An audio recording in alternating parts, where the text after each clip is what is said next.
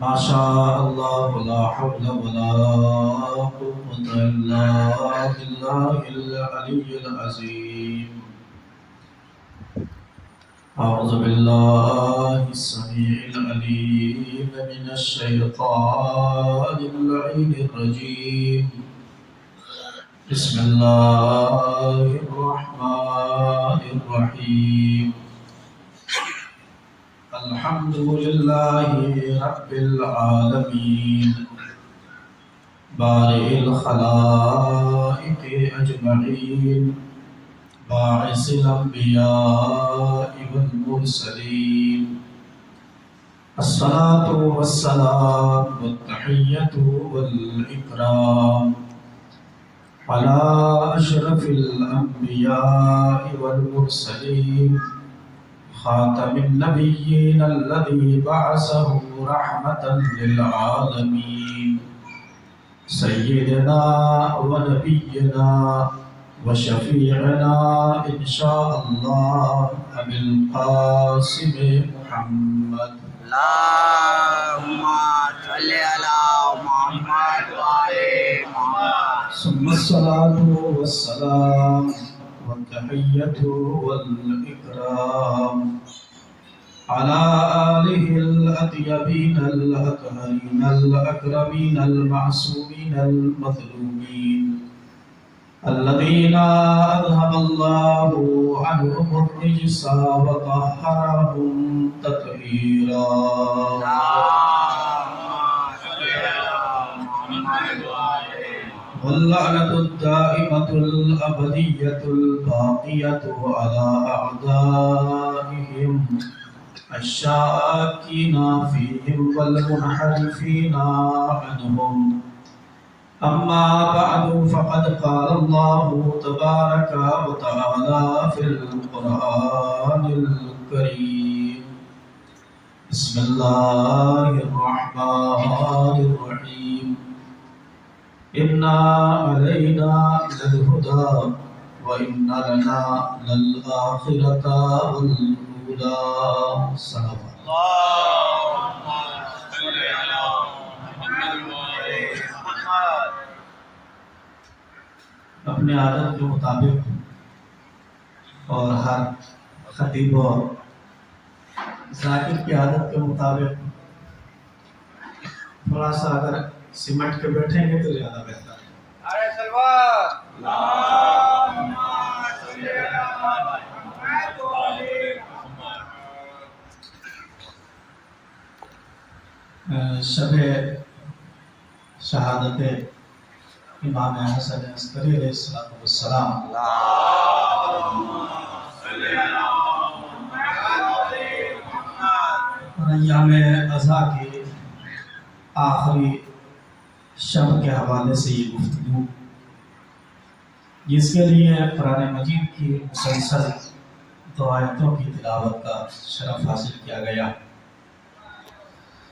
جس میں اللہ تبارک و تعالی ارشاد فرما رہا ہے بے شک ہدایت کی ذمہ داری ہمارے اوپر ہے اور دنیا اور آخرت کا اختیار بھی ہمارے ہی ہاتھوں میں ہے. یہ ہے ان دونوں آیات کا ظاہری ترجمہ جو پیش کیا گیا. اگر تھوڑا سا دقت فرمائیں اور غور و فکر سے کام لیں تو یہ بات واضح ہوگی کہ اس آیت کے مطابق اللہ بتلانا یہ چاہتا ہے ہادی جب بھی بنائیں گے ہم ہی بنائیں گے. تمہیں بنانے کا اختیار نہیں ہے، تمہیں بس ہم نے ہماری کرم فرمائی یہ ہے کہ ہم نے تمہیں اپنے بنائے ہوئے کو ماننے کا اختیار دیا ہے. بنانا تمہارا کام نہیں ہے، بنانا کام ہمارا ہے. تمہارا کام صرف اور صرف ہمارے بنائے ہوئے کو ماننا ہے. اور پھر دنیا اور آخرت کا اختیار بھی ہمارے ہی ہاتھوں میں ہے، اس لیے کہ جب دنیا اور آخرت کو بنایا ہم نے ہے ظاہر سی بات ہے اس کا اختیار بھی ہمارے ہی ہاتھوں میں ہوگا۔ آپ حضرات تھوڑا سا اگر توجہ فرمائیں، اللہ پہلی ہی منزل میں یہ واضح کر رہا ہے کہ دیکھو ہادی بنانا تمہارے بس کی بات نہیں ہے۔ اگر تمہارے بس کی بات ہوتی بھی تو ہم تمہیں اختیار دے دیتے، لیکن ہماری نگاہ قدرت دیکھ رہی ہے کہ ہادی بنانا تمہارے بس کی بات نہیں ہے۔ کیوں؟ اس لیے کہ جب بنانے والا کوئی چیز بناتا ہے تو وہ اپنے ہی علم کے مطابق بناتا ہے، اپنے ہی جیسی بناتا ہے۔ اگر تم بنانے پہ آ جاؤ گے تو پھر تم اپنے ہی جیسوں کو بناؤ گے، لیکن جب ہم بنائیں گے تو اپنے سٹینڈرڈ کے مطابق بنائیں گے۔ لیکن جب بندے بناتے ہیں تو بندوں کے بنائے ہوئے میں غلطی کا امکان پایا جاتا ہے۔ بندوں کے بنائے ہوئے میں صلوات پڑھ لیجیے محمد۔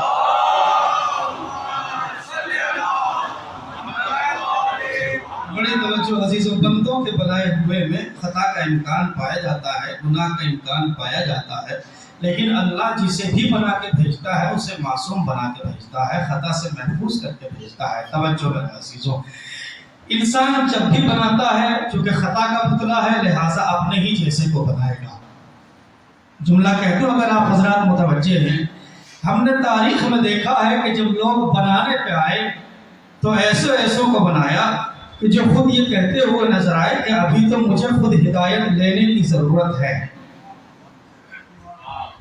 نا، ابھی تو مجھے خود ہدایت دینے کی ضرورت ہے۔ یا میں اگر وہی جملہ استعمال کروں جو تاریخ نے استعمال کیا ہے، جب بندے بناتے ہیں تو بندوں کا بنایا ہوا انتخاب اور بندوں کا چنا ہوا انتخاب اور بندوں کا بنایا ہوا امام، بندوں کا بنایا ہوا ہادی جب منبر پر آتا ہے تو آنے کے بعد یہی کہتا ہوا نظر آتا ہے اطیعونی اطیعونی لست بخیرکم وعلی فیکم۔ کبھی کبھی میں ٹیڑھا ہو جاتا ہوں، مجھے ہدایت کر کے سیدھا کر دینا، میں تم سے بہتر نہیں ہوں، علی تم میں موجود ہیں۔ ظاہر سی بات ہے، منبر پہ آنے والا خود اقرار کر رہا ہے کہ میں تم سے بہتر نہیں ہوں، میں ٹیڑھا ہو جاتا ہوں۔ اس کا مطلب یہ ہے کہ یہ بندوں کا انتخاب ہے، یہ بندوں کا سلیکشن ہے، یہ بندوں کا الیکشن ہے کہ جس کو الیکشن کے بلبوتے پر منبر پر بٹھایا ہے وہ خود آگے کہہ رہا میں تم سے بہتر نہیں ہوں، ٹیڑھا ہو جاتا ہوں، عقیدونی عقیدونی۔ یہ ہے بندوں کا انتخاب، لیکن اللہ جسے انتخاب کرتا ہے وہ عقیدونی عقیدون نہیں کہتا ہے بلکہ وہ آگے سلونی سلونی کا دعویٰ کرتا ہوں۔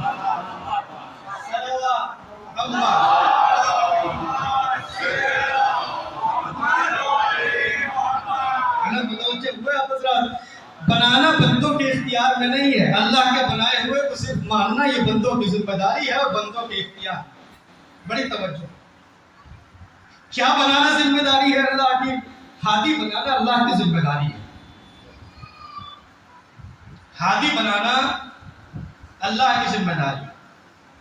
اللہ نے قرآن مجید میں چند چیزوں کو ہادی کہا ہے۔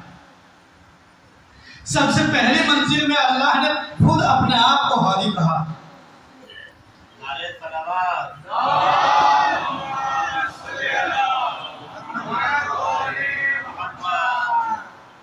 ابھی تک تو میرے لیے ایک ہی عالم کے علم کا بار اٹھانا مشکل ہو رہا تھا۔ بہرحال بزرگوار تشریف لے آئے بخاطر اصلاح، میں چونکہ آ گیا ہوں، اگر میرے آنے سے پہلے صاحب آ جاتے تو میں شاید مول صاحب کو یہاں تک کے صحابہ دیتے۔ ایک صلوات پڑھیے۔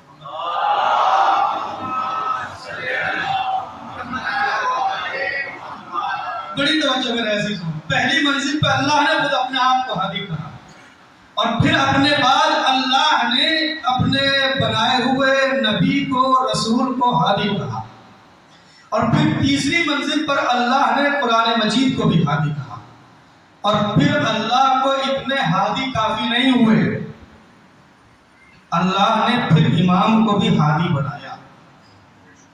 ہدایت کے سلسلے سے اگر آیات دیکھیں قرآن مجید میں تو سب سے پہلی اور مشہور آیت کریمہ جو ملتی ہے قد جاءکم من اللہ نور و کتاب مبین۔ ہم نے تمہاری ہدایت کے لیے دو چیزوں کو بھیجا۔ کتنی چیزیں؟ جی دو۔ کل کی گفتگو ذہن میں ہے، اللہ کو دو کا عدد بہت پسند ہے۔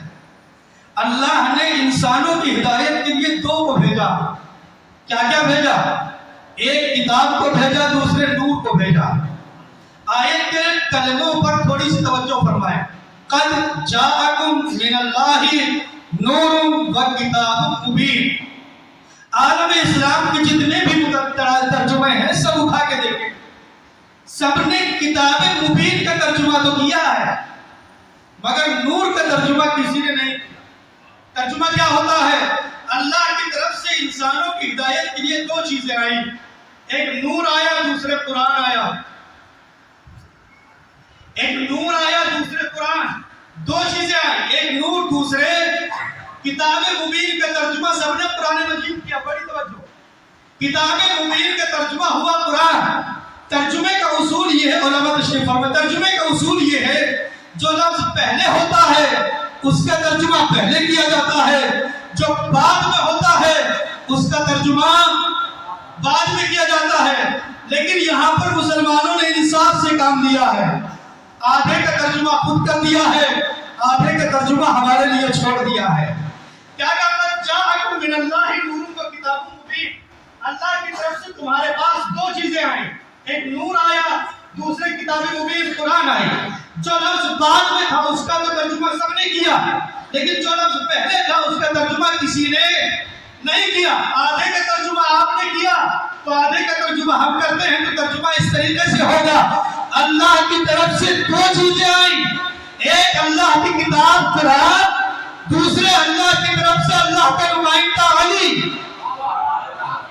ایک قرآن، دوسرے علی۔ توجہ، جیسے ہی نور کا ترجمہ علی ہوا فوراً اعتراضات کی بارش شروع ہوئی، یہ آپ نے نور کا ترجمہ علی کہاں سے کیا؟ ہم نے یہی پوچھا، تم بتاؤ کہ تم نے کتاب مبین کا ترجمہ قرآن کہاں سے کیا؟ کہا نہیں، جانتے نہیں ہو، اس کتاب کو ہم نے نازل ہوتے ہوئے دیکھا ہے قلب پیغمبر پر، یہ کتاب نازل ہوئی قلب مصطفیٰ پر، یہ کتاب نازل ہوئی قلب پیغمبر پر۔ ہم نے سوال کیا، کتاب کو آتے ہوئے دیکھا ہے، جبریل کو لاتے ہوئے دیکھا ہے۔ کمال کی بات ہے، جس کو لاتے ہوئے نہیں دیکھا، جس کو آتے ہوئے نہیں دیکھا، اس کو تو مانتے ہو، جس کے لیے دیوار میں درجتے دیکھا، کانے کعبے سے آتے ہوئے دیکھا۔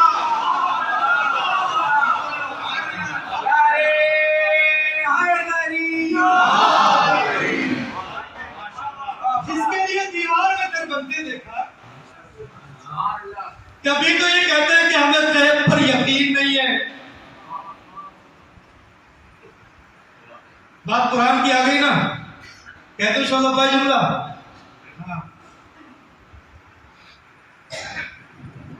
بزرگ خطبہ پڑھتے ہیں، حافظ اور ہوتا ہے، محافظ اور ہوتا ہے۔ اس گھرانے کا کمال یہ ہے کہ یہ حافظ بھی ہے، محافظ بھی۔ دلیل دے دوں اس کی، حافظ کے دل میں قرآن ہوتا ہے، لیکن جہاں دل کی دھڑکن بند ہوئی قرآن سے ساتھ چھوٹ گیا۔ لیکن محافظ دل میں دھڑکن ہو یا نہ ہو قرآن کا ساتھ نہیں چھوٹتا ہے۔ بڑی توجہ، قرآن کا ساتھ نہیں چھوٹتا ہے، بڑی توجہ، قرآن کا ساتھ نہیں چھوٹتا ہے۔ ابھی بھی دلیل دینے کی ضرورت ہے۔ ابھی چند دنوں پہلے کا واقعہ ہے نا، اقوام متحدہ میں جا کے ایران کے صدر نے قرآن کو لہرا کے یہی تو جواب دیا تھا۔ وہاں اور بھی تو قرآن کے ماننے والے ہوں گے نا، محافظ اور بھی تھے، لیکن محافظ کے خاندان سے صرف ایک تھا، اور اس ایک حسینی نے وہاں جا کے یہ پیغام دیا، قرآن کو لہرا کے بتلایا، دیکھو ہمارا اور قرآن کا رشتہ آج کا نہیں ہے بلکہ بہت پرانا ہے۔ یاد رکھو، تم ظاہر قرآن کے کاغذ کو جلا سکتے ہو، لیکن دلوں میں لکھے ہوئے قرآن کو نہیں مٹا سکتے۔ دلوں پر لکھے ہوئے قرآن کو کہاں نازل ہوا قرآن؟ قلب، کہاں؟ قلب پیغمبر پر، قلب پیغمبر پر نازل ہو۔ بچایا کس نے؟ جی کس نے بچایا؟ امام حسین علیہ السلام نے۔ سارے سنی شیعہ سے مل کے یہی کہیں گے کہ حسین نے قرآن کو بچایا۔ بڑی توجہ، وہاں یہ اعلان کر چکے، اعلان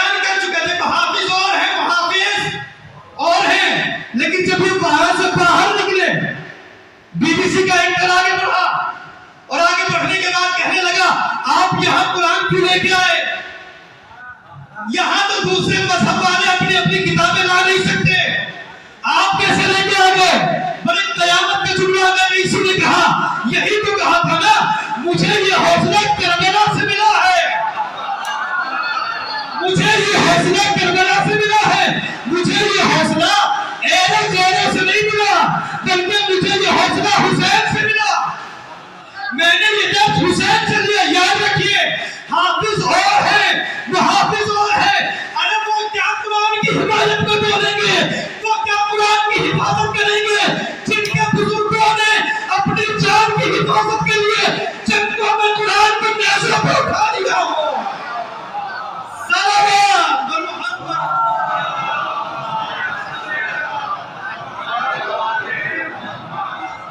وہ کیا قرآن کی حفاظت کریں گے؟ قرآن کی حفاظت اور قرآن کی حمایت یہ اہل بیت کے گھر کا شیوا۔ اس طرف نکل جاؤں تو پھر شاید واپس آ سکوں، لیکن چونکہ مجلس یہاں پہ امام کی شہادت کی مناسبت سے ہے، لہٰذا میں وہیں پر رہنا چاہتا ہوں، دور نہیں جانا چاہتا ہوں۔ ہدایت کی ذمہ داری اللہ پر، اور دنیا اور آخرت کے اختیار بھی اللہ ہی کے ہاتھوں میں۔ بڑی توجہ، اختیار اللہ نے اپنے پاس رکھا ہے، لیکن یہی اختیار اللہ نے اپنے ہادی بندوں کو بھی دیا ہے۔ وہ جب چاہے کائنات کی جس چیز سے جو کام چاہے لے سکتے ہیں۔ سنگریزوں سے کلمہ پڑھوا سکتے ہیں، اشارے سے سورج کو پلٹا سکتے ہیں، اشارے سے چاند کے 2 حصے کر سکتے ہیں، ٹھوکر مارتے تو چشمہ جاری ہو سکتا ہے، اسی ٹھوکر سے مردوں کو حیات مل سکتی ہے۔ جو کام جب چاہے وہ لے سکتے ہیں، لیکن بس فرق یہ ہے جن کو اللہ نے اختیار دے کے کائنات میں بھیجا ہے وہ اللہ کے دیے ہوئے اختیار کو اپنے لیے استعمال نہیں کرتے ہیں، یا اللہ کے لیے استعمال کرتے ہیں یا اللہ کے مخلوق کے لیے استعمال کرتے ہیں۔ کیسے؟ بارش نہیں ہو رہی ہے، قحط پڑا ہوا، ایک قطرہ پانی نہیں برس رہا، جیسے ابھی کچھ دنوں پہلے بروڑا کا ماحول تھا، بارش نہیں ہو رہی ہے، مخلوق خداوند کی پریشان، بارش کیسے ہو، بارش کیسے ہو، پانی کیسے آئے۔ اتنے ایک نصرانی آ گیا اور آنے کے بعد کہنے لگا صاحب میں بارش کرا سکتا ہوں، جیسے اس کا یہاں سے ڈائریکٹ میں بارش کرا سکتا ہوں، اس سے اچھی کیا بات ہے؟ مشکل وقت میں آپ کام آ گئے، بسم اللہ، کہا کیسے کرائیں گے؟ کہا بس مجھے ہاتھ اٹھانے کی دیر ہے۔ بڑی توجہ عزیزوں، بس مجھے ہاتھ اٹھانے کی دیر ہے اور بادل چھائیں گے، کالی گھٹائیں آئیں گی اور برسات شروع ہوگی، تو ٹھیک ہے دعا کیجئے۔ اس نے ہاتھوں کو اٹھایا، جو بھی کہا ہو، بادل چھانے لگے، کالی گھٹائیں آئیں، موسلادھار بارش ہوئی، اسلام خطرے میں آ گیا۔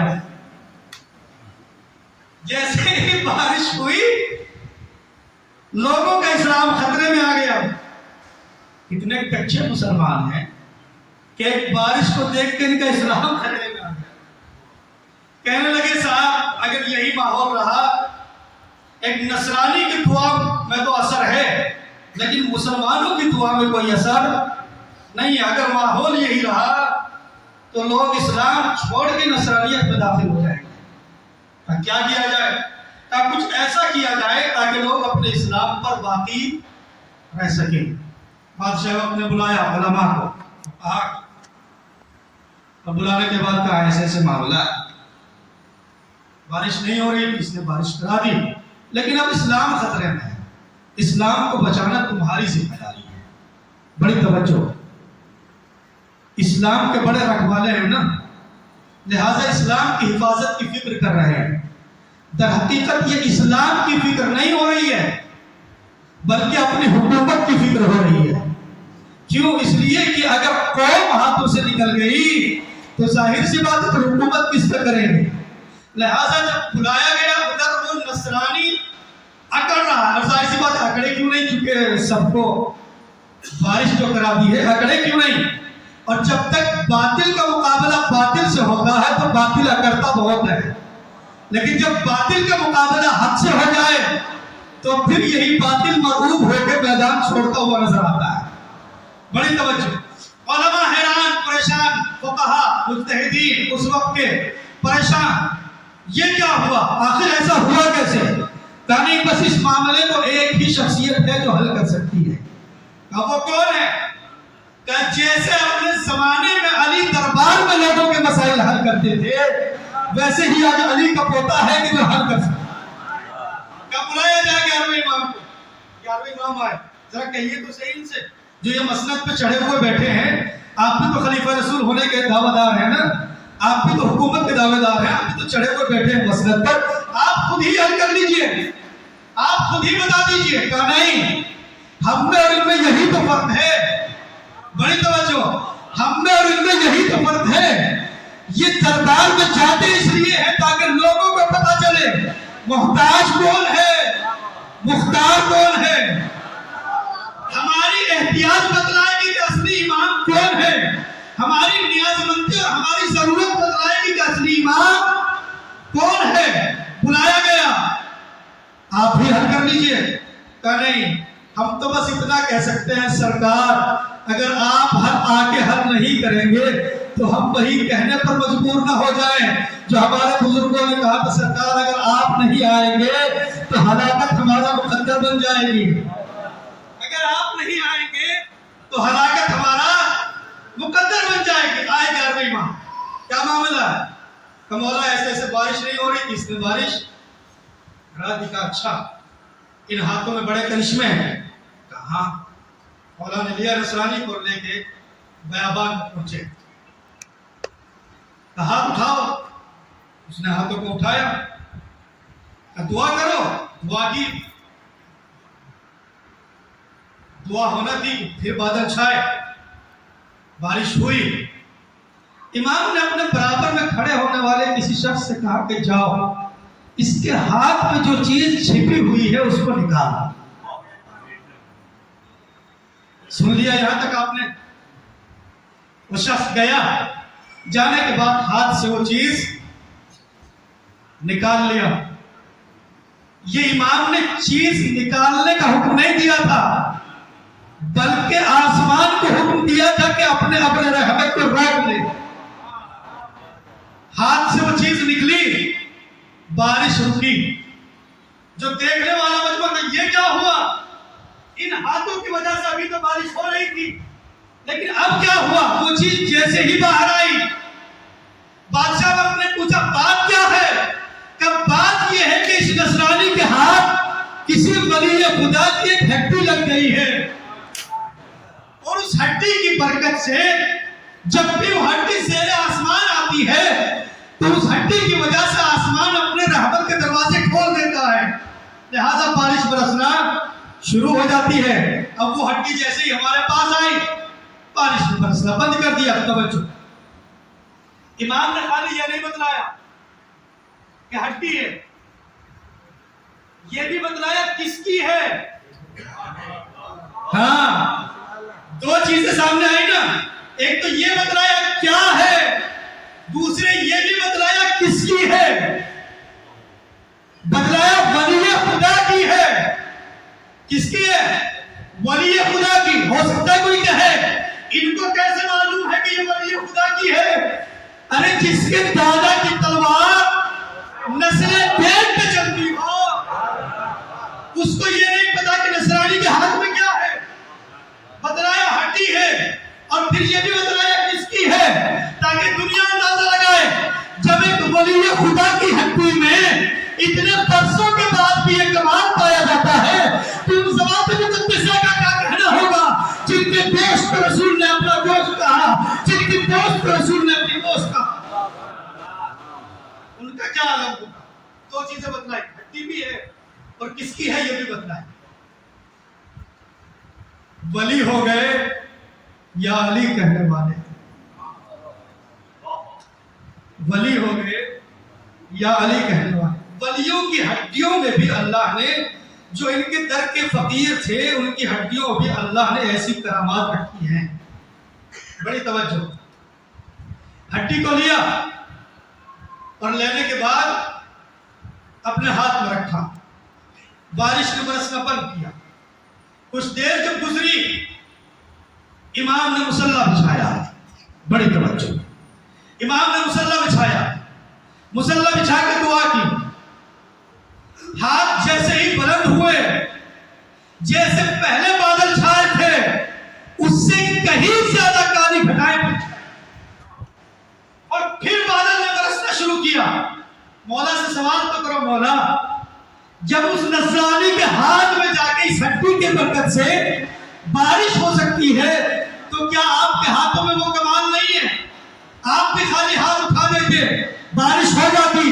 عجب نہیں مولا آواز دے. نہیں، ہم اپنے اختیار کو اپنے لیے استعمال نہیں کرتے، بلکہ یہ ہم اللہ کے لیے استعمال کرتے ہیں یا اللہ کی مخلوق کے لیے استعمال کرتے ہیں. اگر میں ہاتھ اٹھا کے دعا کر دیتا، اللہ میری دعا کو قبول کرتا، بارش ہو جاتی. یہاں سے ہمارے کمال کا اندازہ تو ہو جاتا، لیکن اللہ کی قدرت کا مظاہرہ کیسے ہوتا؟ میں نے بارگاہ خداوندی میں مصلی کو بچھایا، پھر ہاتھوں کو اٹھایا. کیوں؟ اس لیے کہ میرے دادا علی کی سیرت یہی ہے. میرے دادا کی بھی تو سیرت یہی ہے نا. جب میرے دادا نے نماز کو پڑھنے کے لیے سورج کو پلٹایا تھا تو خالی ہاتھ سے اشارہ نہیں کیا تھا، پہلے نماز بھی پڑھی تھی، اس کے بعد ہاتھوں کو اٹھایا تھا. آج میں بھی نماز پڑھ کے ہاتھوں کو اٹھا کے بتلا رہا ہوں. ہمارے ہر کام کا آغاز بھی اللہ کی بندگی سے ہے، انجام بھی اللہ کی بندگی.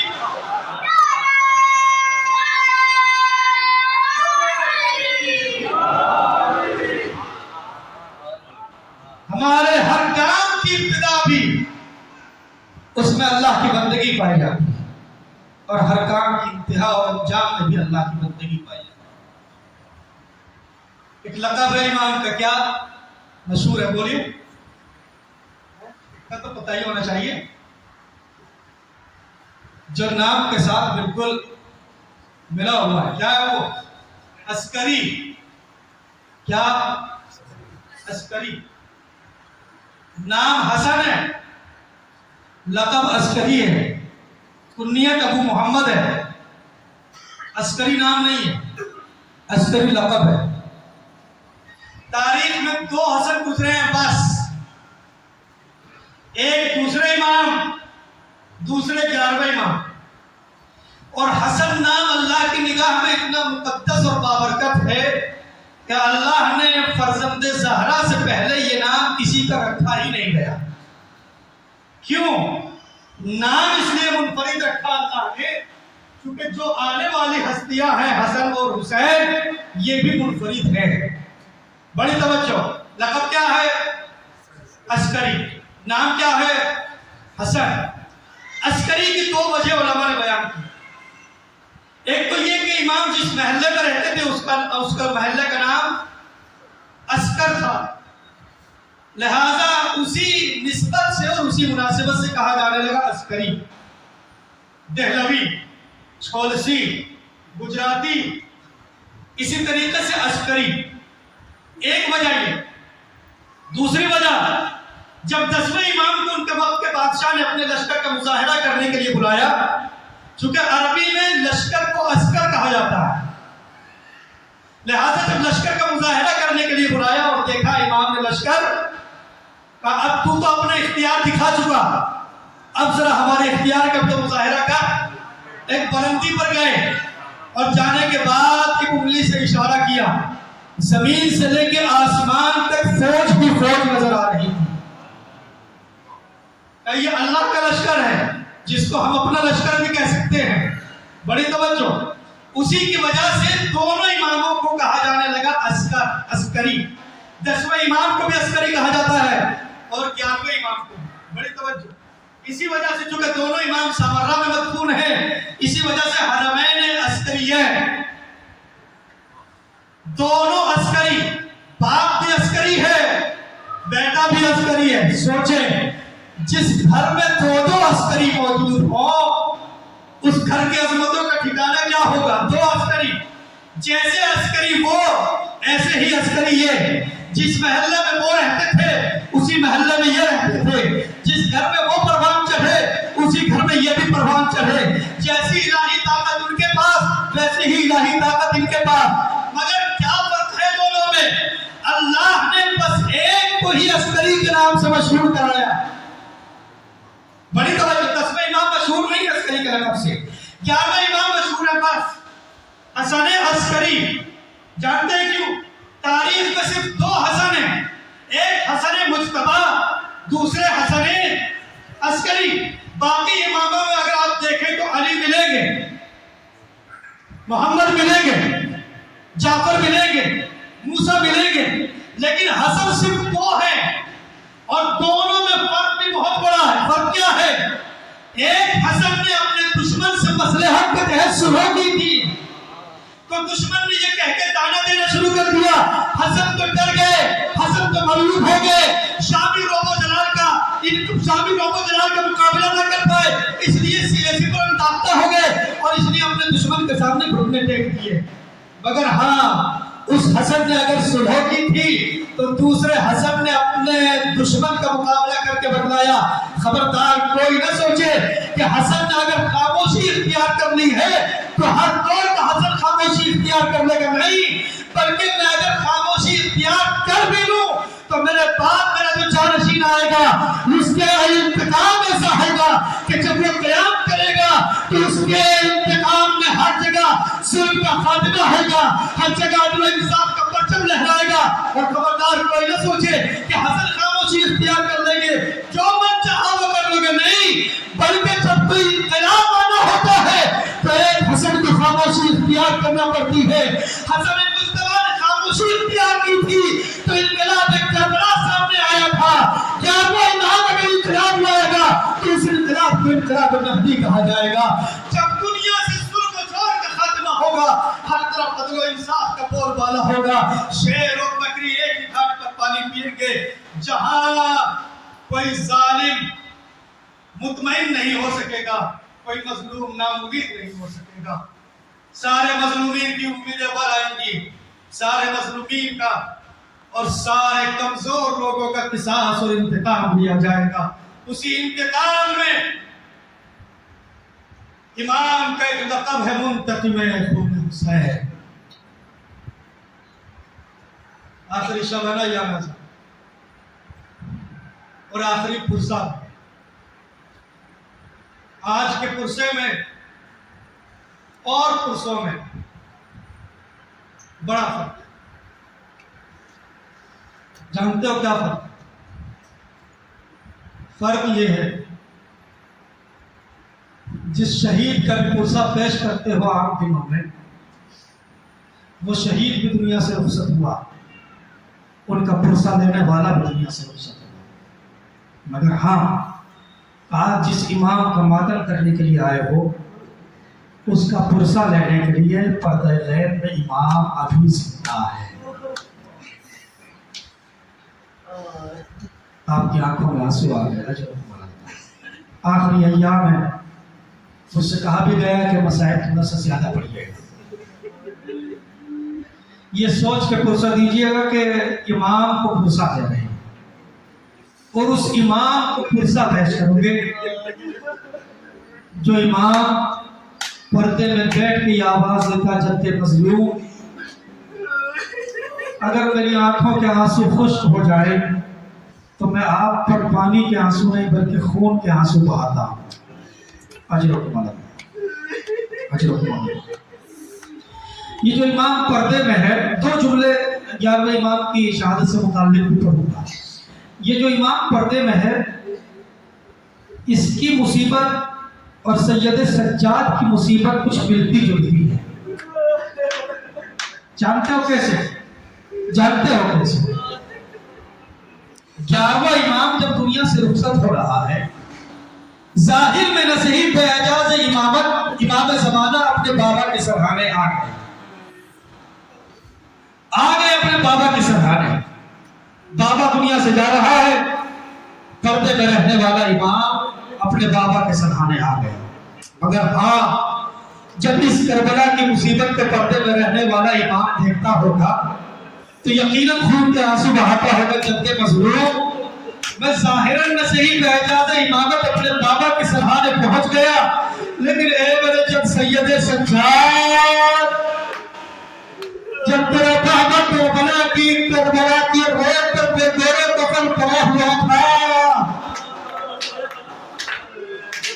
تو اتنا لاچار تو اپنے بابا کے لاشے پر نہ پہنچ سکے. ایک مصیبت، دوسری مصیبت سنو گے، دوسری مصیبت سنو گے. سنو،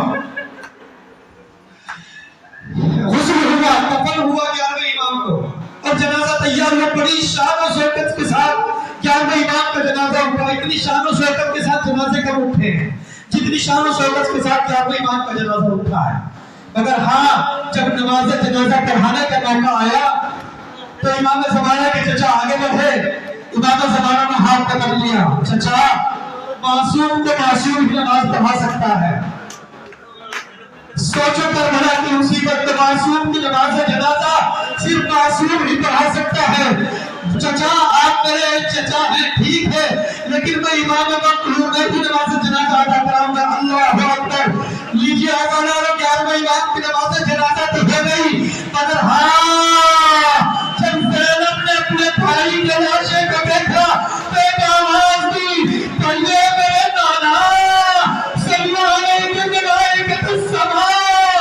اے جدے مظلوم، آپ کے جنازے پر آسمان کے ملائکہ نے نماز پڑھی، مگر یہ میرا پاس آیا ہے جس پر بھی نماز پڑھنے والا نے. اجرکم اللہ، آوازیں بلند ہیں آپ کی. اے نانا، یہ میرا پاس آیا ہے جس پر کوئی نماز و جنازہ پڑھنے والا نہیں. شاید سید سجاد نے ہاتھوں کو جوڑ دیا ہو، بابا مجھے معاف کیجیے گا. غسل کی تو کیسے دی، کفن کی تو کیسے دی، ہاتھوں میں ہتھکڑیاں ہے، کینوں میں بیڑیاں ہے، گلے میں دیکھے خاتم ہے. اجرکم اللہ، اجرکم اللہ. روزدار اہل حرم کا معاملہ لٹ کے واپس مدینے آنا. آخری پرسہ ہے نا، آخری پرسہ ہے. بچے تو اگلے برس ہم ہیں اور یہ غم پھر ہے جو چل بسے تو یہ اپنا سلام آخر ہے. آخرہ لٹ کے مدینے واپس آ رہا ہے. بیبیاں اعلان کر رہی ہیں، مدینہ کو جدنا لا تقبلینا، ہمارے جد کے مدینے ہمارے آنے کو قبول نہ کرنا. اس لیے کہ جب ہم یہاں سے گئے تھے تو ہماری گودیاں بچوں سے آباد تھی، لیکن جب آئے ہیں تو گودیاں بچوں سے خالی. اجرکم اللہ. ماتم کرو، روزدارہ قیامت کے مصائب ہے، ماتم کرو. اجرکم اللہ. قافلہ جا رہا ہے، آگے آگے بشیر ہے، اعلان کرتا ہوا جا رہا ہے. مدینے والوں، مدینہ رہنے کے قابل نہیں رہا. رسول کا نوازہ کربلا میں بیان کرا گیا. حسین کربلا کے میدان میں مار ڈالے گئے. دیکھا مدینے کی ایک گلی سے 2 بیویاں نمودار ہوئی. ایک بیوی ہے ہاتھ میں عصا کے سہارا لیے ہوئے، ایک ضعیفہ ہے. ضعیفہ آنے کے بعد بیٹی بشیر یہ کیا کہہ رہا ہے، میرا حسین مارا گیا، میرا آقا مارا گیا. بشیر یہ نہیں ہو سکتا. کبھی کیوں نہیں ہو سکتا، کبھی کیوں نہیں ہو سکتا کہ بشیر اس لیے نہیں ہو سکتا، اس لیے کہ کربلا میں میرا آقا حسین تنہا نہیں تھا. کربلا میں حسین کے ساتھ میرا بیٹا عباس بھی تھا، میرا بیٹا عباس بھی تھا. بیوی نے بیٹے مجھے بشیر یہ تو بتا کہ عباس نے وجہ نہیں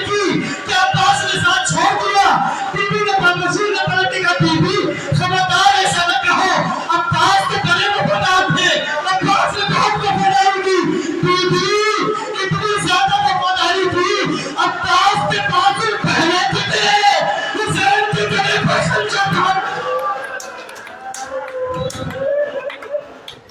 اے بیوی یہ نہ کہو عباس بڑا وفادار تھا. عباس کے بعد تم پہلے قلم ہوئے. حسین کے گلے پر خنجر بعد میں چلا. اجرکم علی اللہ لو عزدارو قافلہ آگے تھا. کچھ دیر کے بعد بیوی اگر یقین نہیں آتا اہل حرم لٹ کے آئے ہیں روزہ رسول پر بیٹھے ہوئے ہو. جاؤ جا کر خود ملاقات کرو. اجرکم علی اللہ دونوں بیویاں روزہ رسول پر پہنچی. کیا دیکھا کچھ سیدانیاں ہیں گاؤں بکھرائے ہوئے. ایک بیمار ہے ایک ضعیف ہے روزہ رسول کے دروازے پر بیٹھا ہوا ہے.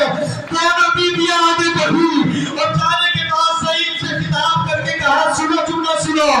ضعیف سے خطاب کر کے کہا اے ضعیف یہاں سے کہیں دور چلا جا. یہاں سے کہیں دور چلا جا. ضعیف نے دبی ہوئی آواز میں کہا بی بی مجھے یہاں سے اٹھنے کے لیے نہ کہو اس لیے کہ میرا بدن میں طاقت نہیں ہے. اے بی بی مجھے اٹھنے کے لیے نہ کہو اس لیے کہ مجھ میں اٹھنے کی طاقت نہیں. بی بی نے پھر کہا اے ضعیف اگر میرے ساتھ یہ بی بی نہ ہوتی تو میں تجھے ہرگز اٹھنے کے لیے نہ کہتی. بی بی کہ یہ بی بی میرے ساتھ شبیہ فاطمہ زہرا فاطمہ زہرا ہے. یہ بی بی سے ملنا چاہتی ہے روزہ رسول میں جانا چاہتی ہے. سنو. ضعیف نے پھر کہا اے بی بی اب مجھ سے اٹھنے کی ضد نہ کرو اس لیے کہ مجھ میں اٹھنے کی طاقت نہیں. جیسے ہی ضعیف نے اتنا کہا فاطمہ زہرا بول اٹھی اما ام البنین اب اس سے اٹھنے کی ضد نہ کرو. اس کی آواز میرے بھائیوں سے اجرکم علی اللہ اس کی آواز میرے بھائیوں سے چاند سے ملتی ہے.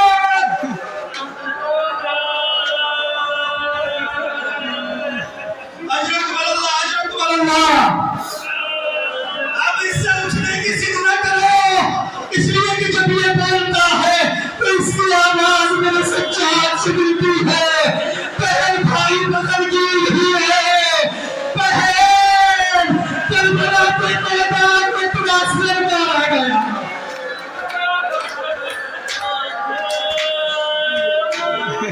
اے بہن بھٹیا کی چادریں چھین لی گئی. اے بہن ہم تیار بتیار پھرائے گئے. پوری رودادے کا سنائی سنا سنارو. یہاں سے رخصت ہو گئے.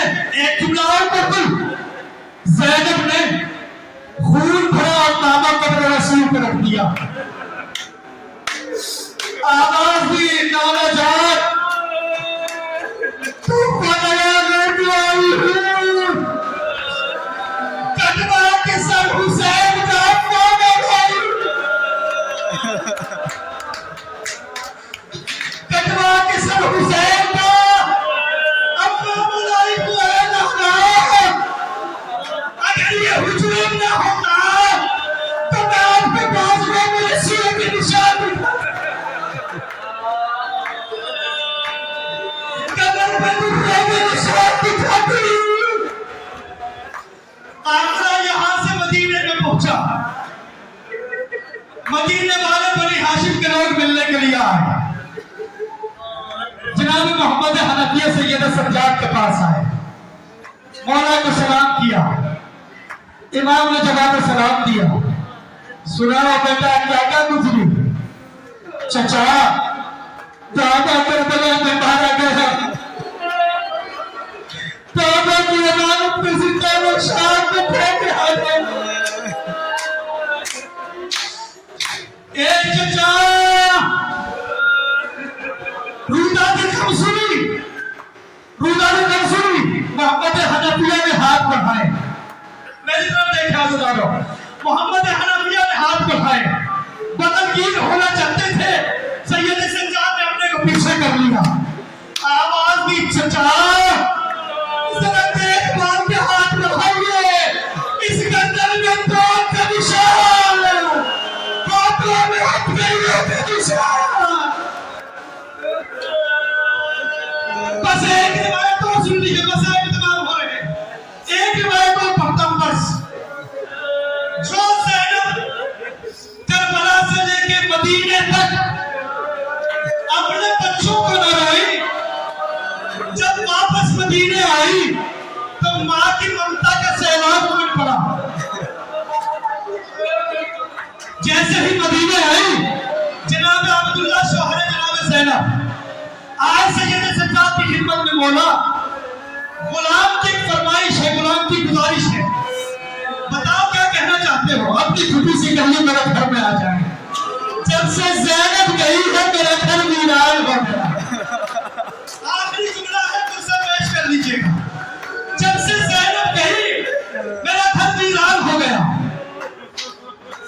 शहजादी ज़ैनब अब्दुल्ला की घर में पहुंची। रवायत कहती है जब ज़ैनब पहुंची है, अब्दुल्ला घर में मौजूद नहीं थे, घर के किसी काम से बाहर गए हुए थे। जैसे ही वापस आए, देखा घर के दरवाजे पर एक बीवी है, हाय हुसैन वाह हुसैन कहते बातें कर रही है, रो रही। अब्दुल्ला ने हाथ में पकड़ा और जोर के कहा, बीवी मेरा तो पहले ही फरार उजड़ गया। बीवी तुम कौन हो? नहीं सोच करो ना जनाब, सोच करो ना, शौहर है जनाब अब्दुल्ला, मगर क्या कहना, तुम कौन हो जो मेरे दरवाजे पे बैठ के रही हो? तुम कौन हो जो मेरे दरवाजे पे बैठ के रही हो? ज़ैनब ने हाथ में उठाया, ए परवरदिगार, अरे ज़ैनब इतनी गरीब हो गई कि अब्दुल्ला मुझे पहचान पा रही है। ए परवरदिगार, ज़ैनब की गुर्बत इतनी बढ़ गई कि अब अब्दुल्ला को नहीं पहचान पा रहे हैं। तो जैसे ही ज़ैनब का नाम सुना, अब्दुल्ला ने हाथ बढ़ाए, पहले बीवी को सहारा दे। जैसे बीवी को सहारा देना चाहा, बीवी ने अपने पीछे कर दिया। अब्दुल्ला इन बाजुओं में हाथ न लगाना, इन बाजुओं में नसीबों करनी। बीवी हाजिर घर हाजिर है। जैसे ही घर में दाखिल हुई तो छोटे छोटे मसले।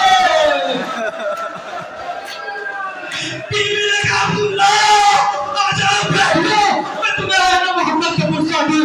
अब्दुल्ला ने भी कहा, बीवी तुझे आना मोहम्मद का नहीं, मुझे ये बताओ मेरा अकबर क्या हुआ, मेरा कासिम क्या हुआ, मेरा अब्बास क्या हुआ, मेरा आका हुसैन क्या हुआ? ज़ैनब ने एक रीतों में बात सुनाई। अकबर के सीने में बच्ची लगी, कासिम की लाश पामार हुई, अब्बास के नाजुक कदम हुए, हुसैन के सर में जुदाई की गई। जैसे ही अब्दुल्ला ने इतना सुना, और सुनने के बाद फौरन तलवार निकाल ली और आवाज दी, ज़ैनब मैं जा रहा हूँ हुसैन के खून के इंतकाम लेने के लिए। बस आखिरी जुमला, तलवार निकाल दी, मैं जा रहा हूँ इंतकाम लेने के लिए। आवाज दी मुख्तार, आवाज दी अब्दुल्ला, अरे तुमने तो सिर्फ सुना है तो बर्दाश्त नहीं कर पाए। ज़ैनब के दिल से पूछो, ज़ैनब ने अपने बादशाह के गले पर चलता हुआ खंजर देखा, अब्बास के गले हुए बाजू देखे, कासिम की लाश पामार देखा।